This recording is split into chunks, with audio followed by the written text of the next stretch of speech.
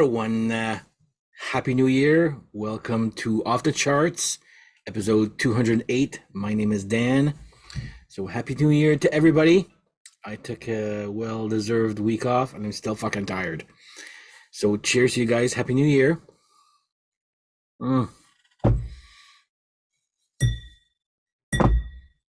Hope everybody had some good holidays. Mine were busier than, well, they're always busy during the holidays. There's no time to relax really there. But anyway, hope everybody had some good holidays. Once again, Merry Christmas. Happy New Year. First episode of 2024. There will be a top 2023 episode coming soon with my friend Steph, who did it last year with me. He's agreed to do it again this year. So look forward to that in the near future. Today, I'll be doing a revisiting or remembering forgotten bands, and I have a feeling that the name's not forgotten, but the band maybe doesn't exist. I guess a name maybe only there, but they were huge, but their success was short-lived. Maybe I should have showered before. Anyway. So I'm talking about Men at Work. These guys are a rock band. Yeah, I'll be doing some more hard rock stuff. Don't worry there, but there's a reason for today's episode here. So I'll be talking about Australian rock band, I guess pop rock, formed in 1978 in Melbourne, Australia, founded by the main man, Colin Hay. So the classic lineup was Colin Hay vocals and guitar. Greg Ham was flute, keyboards, and sax. Ron Strykert, guitar, or lead guitar, I guess. John Reese on bass, and Jerry Spicer on drums. So that was the classic lineup of Men at Work. And as a kid, that was more into hard rock, but there's certain pop rock bands, and this was one of my favorites. So you had your Men at Work, your Huey Lewis, The Police, and there was a fourth one. I forget who it was there. Anyway, it'll come back to me there. But those main three there, I loved The Police, Men at Work, and Huey Lewis. Those were like my top pop rock there, I guess there. So yeah,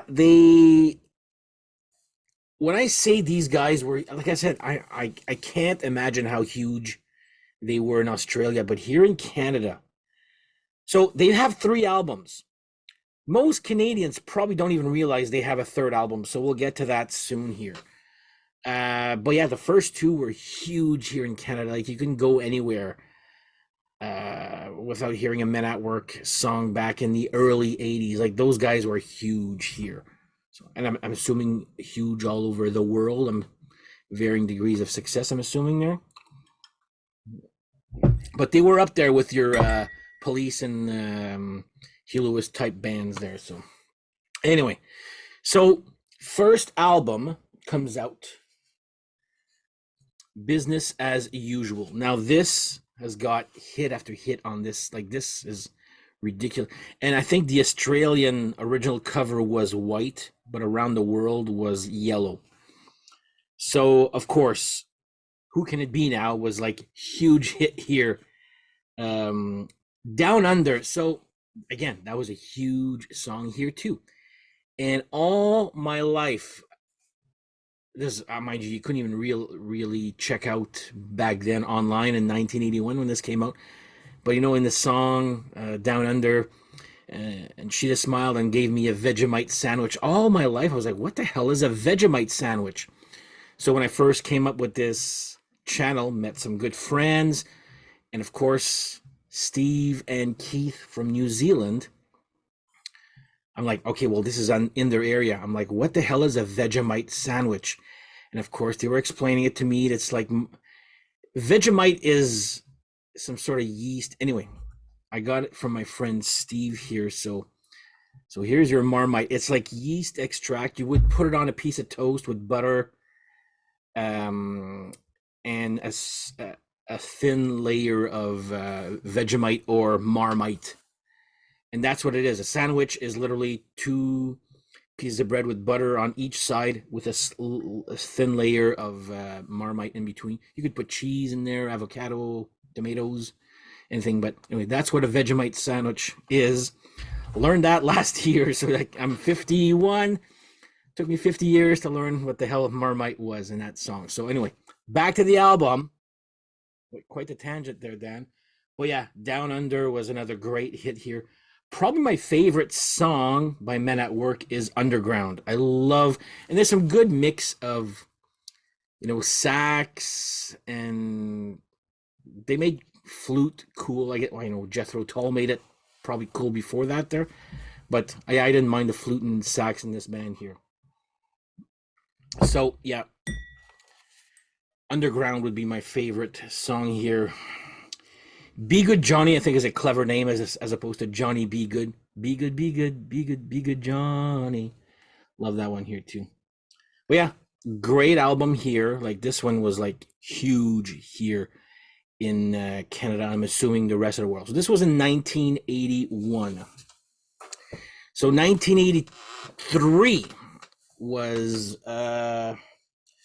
another huge hit for them here, which was Cargo. Not as successful as the first one, but very, very close. This one had Overkill, which is a great, great, I don't know, slow-paced rock ballad, I guess. I don't know. It's a Mistake was another huge hit here. High Wire is a great one. Dr.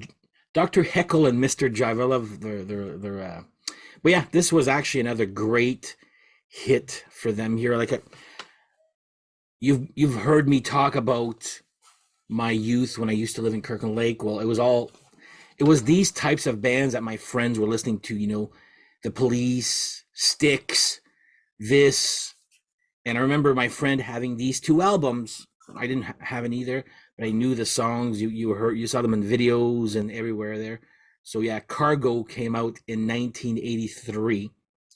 Now, this is probably what most typical fans know exists by this band. Business as Usual and Cargo. But they do have a third album, which not many people know about. So before the recording of that, well, Jerry Spicer on drums left. So was John Rees, the bass player, left also. Some say they were asked to leave. Some say who knows. But anyway, I remember as a kid in 1980, this came out in 1985, Two Hearts. And I remember seeing this. See, there's only the three guys right here. Not many people know this exists. I remember seeing this in the store and telling my friend that owned these two. I'm like, there's another Men at Work album called Two Hearts. He's like, oh, really? It's, for some reason, I remember the cover differently, but it was definitely a guy in the water. I remember that, but I somehow thought he had goggles. Like, could have been a single. I don't know. But yeah, this was I guess I'm not sure about Australia. It did peak at number 16 on the billboards, but here in Canada, like this flopped totally. And it's not until early 90s where I started buying greatest hits by bands that I liked as a kid. I came here and I met friends that love hard rock, which is what I liked back in my Kirkland Lake days, but not many friends liked hard rock at the time. So, but then once I got my hard rock stuff, I'm like, okay, let's just go revisit the past and see what I liked as a kid. And Men at Work was one of them. So I got a greatest hits. I'm like, oh my God, there was a third album. And I knew it, but I forgot about it, And there's some great songs here. Like Man with Two Hearts is good. Maria is another great song. And Hard Luck Story is another one that's actually very good. It's not as good as those first two, but it's not a dud at all. Like not even close. There's some great, but like I said, Hard Luck Story is probably one of my favorites. Probably after like songs I've heard to death. Down on. I don't count Down Under. Who can it be now? It's a mistake and overkill. Those ones are untouchables there, but like your undergrounds were minor hits, and Hard Luck Story is a great song off of this album here. But yeah, this album happened, and with three of the original members, then Ron Strykert left during the recording, but he's here in the picture right here, and then the tour was pretty much Colin and Greg, the flute, keyboard, and sax guy, with session musicians on that tour. Shortly after that tour, Ham left, so it was pretty much just Colin Hay in 1986 alone, doing that, the Men at Work. He retired the name in 1986, so that was like from 81 to 86 was pretty much the Men at Work era here, musically. And when I say like those first two albums were huge, that third one just completely fell under the radar here in Canada. I'm not sure about Australia and New Zealand and back there, or over there, I should say. They revived the name Men at Work with a whole bunch of new members. Of course, it's Colin Hay again in 2002 with brand new members. And once again in 2019 with, again, brand new members. I don't think the original members have ever played. And plus John Reese, I believe it's John Reese or Greg Ham that died in 2000-ish there. So, but yeah, they were huge and then they just fell off the face of the planet. Like that was short-lived when you think about it there. But yeah, everybody should remember Men at Work. Good Australian rock band there. I like them a lot there. But I'm curious, any Men at Work fans who actually watch this channel here, and you actually guys knew about the third album, Two Hearts. I'm just curious for that there. So anyway, this is a short one here. I'm my first episode back from holidays there, so I'm a little rusty, I guess there. So Happy New Year to all of you. Thank you for all the late subscriptions of late there. That's awesome. Getting closer to 500 every day. So I'm looking forward to that.